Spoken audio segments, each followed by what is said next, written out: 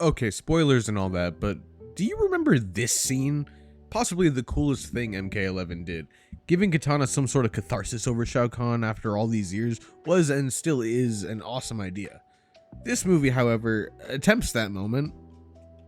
I actually commend the filmmakers for trying to make an MK movie where Kitana is the emotional core and the actual main character, and try they did.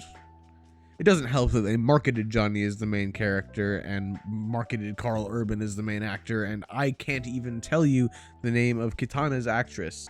Starting with little Kitana witnessing her father's death at the hands of Shao Kahn and ending with her killing him in the same place is cool, but once again, they didn't commit to the parts of Kitana's character that make this moment in MK11 so powerful.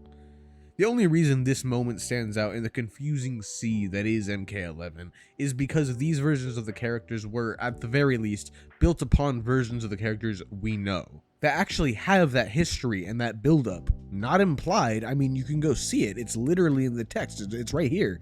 It's not just that, and this has been really bothering me, so hear me out. Kitana and all the Edenians are upwards of 10,000 years old. They're kind of supposed to be like elves, which carries a lot of influence in their characterization. This movie, however, implies that Kitana is maybe 30? She states it's been 20 years since Jade was assigned as her protector, and Shao says he remembers when they pulled Jade from the fighting pits, or whatever.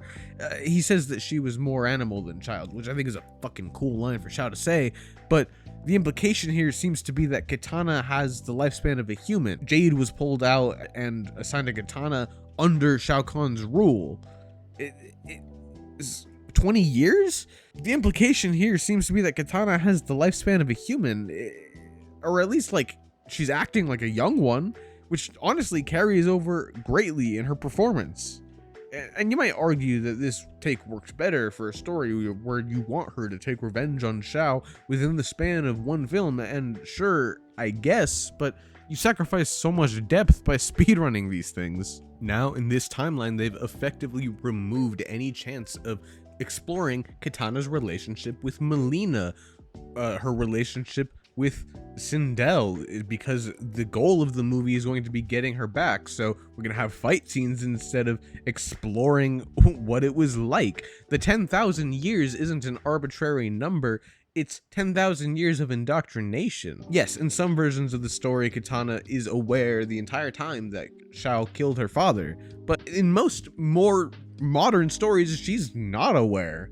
That's what makes Melina such an effective character, but no, we wasted her in the first movie because Melina needed to be there for iconography's sake. We didn't think we'd get a sequel.